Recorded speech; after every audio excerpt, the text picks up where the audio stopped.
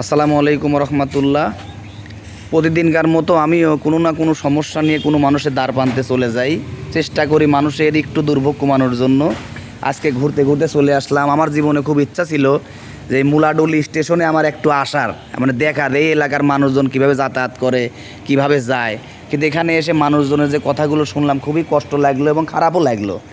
যে আসসালামু আলাইকুম কাকা, এই যে আপনাদের এই স্টেশন কত বছরের স্টেশন? কাকাই না আসেন আসেন আসেন ব্রিটিশ পিরিয়ডের। আমি এসে অনেককে জিজ্ঞাসা করলাম, এই কাকাকেও জিজ্ঞাসা করছি, এখানে দাঁড়ান কাকা। তে আপনাদের এখানে যে প্রতিদিন ট্রেন যাতায়াত করে, এই ট্রেন যাতায়াতের এখানে কোনো স্টপেজ আছে? নীলসাগর, কিন্তু রাতে একটা অত রাতে আপনাদের এখানে স্টপেজ হলে ভালো না? অবশ্যই এর আগে তো মানববন্ধন হয়েছে, আপনি বলতেছেন এই স্টপেজ না দেওয়ার পিছনে কারণ কি? আচ্ছা, এখন আমার ভিডিওর মাধ্যমে আমি রেল কর্মকর্তা প্রশাসনের কাছেও জানাতে চাই এবং এই এলাকার যারা সমাজসেবী বা যারা সমাজের কাজকর্ম করে তাদের মাধ্যমে পৌঁছাতে চাই যে এই এলাকার মানুষের জন্য অন্ততপক্ষে কোন টাইমে বা কয়টা আপনাদের টপিস হলে আপনাদের ভালো হয় কাকা বলেন? দিনে একটা টপিস হলে ভালো। আপনার এই যে শিলাহাটি গাড়িটা 11টার সময় ছিল, ওই শিলাহাটি গাড়িটা দিলে পরে সর্বোচ্চ ভালো। শিলাহাটি হোক বা ওই ধূমকেতুটা গাড়ি, ধূমকেতু না কি ওটা, দ্রুতযান হোক। মানে মেন কথা আপনাদের এখানে একটা স্টপেজ হলে ভালো, যে কোনো ট্রেনের একটা স্টপেজ হলে দিনের বেলা একটা স্টপেজ হলে ভালো, কারণ এই এলাকার রাতে মানুষের দুর্ভোগটা কমে। দুর্ভোগ বেশি।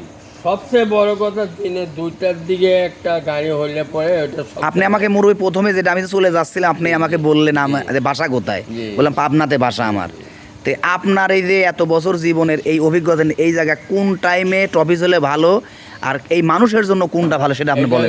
দুপুর 2টার দিকে থামলে এটা সবচেয়ে ভালো, সবার জন্যই ভালো, যাতে মানুষজন একটু যাতায়াতের সুবিধা হয়, ঢাকা মাকা যাওয়ার সুবিধা হয়।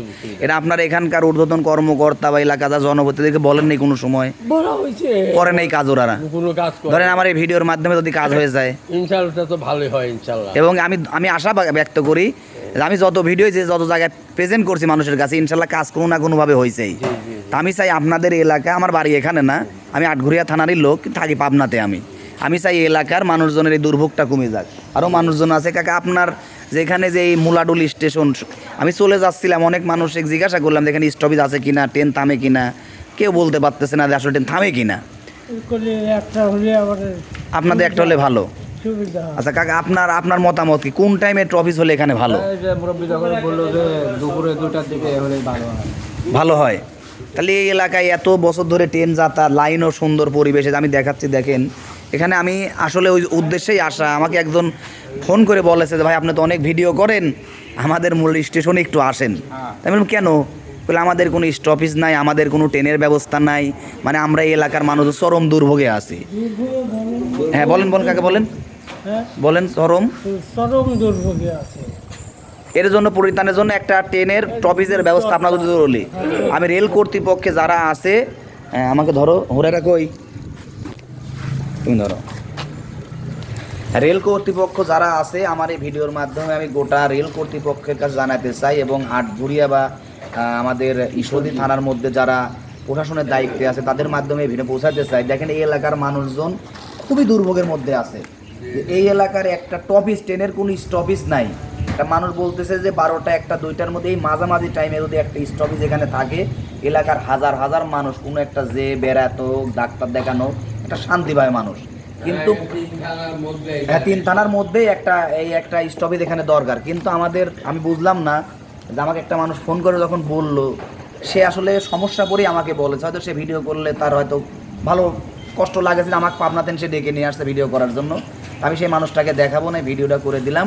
আমার ভিডিওটা যত দূর পর্যন্ত প্রশাসনের দৃষ্টিগোচর হয়, আপনাদের রিকোয়েস্ট এই এলাকার মানুষের জন্য আপনারা এই এলাকার ট্রেনের স্টপেজ একটা করে দিবেন। কাকা আপনি 1 মিনিট একটা কথা বলেন, এখানে কয় থানার মোড়? এটা 3 থানা, বড়াইগ্রাম, আটঘরিয়া, ঈশ্বরদী, 3 থানা। তাহলে এত বড় একটা এরিয়া নিয়ে এত কাল ধরে একটা স্টপেজ দিল না, খুব দুঃখের ব্যাপার। এটা আপনার দুঃখের ব্যাপার, খুবই এটা কান্নার ব্যাপার। এটা বলি আর ভাষা ঠিক করা যায় না, এত দুঃখ এখানে কেন। আচ্ছা এই ভাই চার দোকানদার আমি জিজ্ঞাসা করি, যে ভাই আপনি যেখানে চা বিক্রি করেন, প্রতিদিন তো ট্রেনমেন যাতায়াত, যদি আপনি স্টপেজে আপনার কিন্তু ব্যবসা বাণিজ্যও কিন্তু ভালো হবে, অবশ্যই আমার ব্যবসা ভালো হবে, এখানকার লোকের জন্য সুযোগ সুবিধা হবে। এখানে আপনার রাত্রেবেলা রাত 1:13 একটা ট্রেন আছে নীলসাগর, হ্যাঁ, এটাতে দেখা যায় যে দূর দূরান্ত থেকে লোক আসতে পারে না, এত রাত্রে মানুষ ডাকাতের মুখে পড়ে হরনের শিকার হয়। ঠিক আছে, যখন এখানে কিছু মানুষ নামে দেখা যায় সিএনজিওয়ালারা অতিরিক্ত ভাড়া চায়, যাইতে পারে না, সেই ক্ষেত্রে দেখা যাচ্ছে দিনের বেলা যদি একটা আমরা ইন্টারসিটি পাই, আন্তনগর পাই, তাহলে আমাদের জন্য ভালো, যাত্রীদের জন্য ভালো। মানে সব মিলের একই কথা, এই এলাকার মানুষজনের একই কথা যে মানুষজনের দুর্ভোগের শেষ নাই। আমরা চাই এই দুর্ভোগটা কমে আসুক, মানুষের স্বাচ্ছন্দ্যে চলাচল করুক এবং এই এলাকার মানুষজন আরও ভালোভাবে যাতায়াতের ব্যবস্থা করে দিক। আমার ভিডিওটার মাধ্যমে জানাই দিলাম, প্রশাসনের দৃষ্টিগোচর করলাম, রেল কর্তৃপক্ষের দৃষ্টিগোচর করলাম এবং স্টেশনটার একটু আরেকটা কারুকার্য করলে সেটা ভালো হয় কি, যেরকম আমাদের পাবনা যে রেল স্টেশন, দুই সাইডে পাবনা লেখা আছে, তা মানুষ নামলেই বোঝা যায় যে Pabna rail station, Ishwardi rail station. কিন্তু এখানে শুধু সাইনবোর্ডটা যদি সাথে লাগানো যায়, আমার মনে হয় দেয়ালের পাশে লাগালে মানে আরও বেশি বেটার, মানুষের জন্য আরও ভালো সুবিধা একটা, যাতে এলাকার নামটাও ফোটে, এটা মুলার স্টেশন মানুষের জন্য ভালো হয়। সবাইকে ধন্যবাদ, আসসালামু আলাইকুম।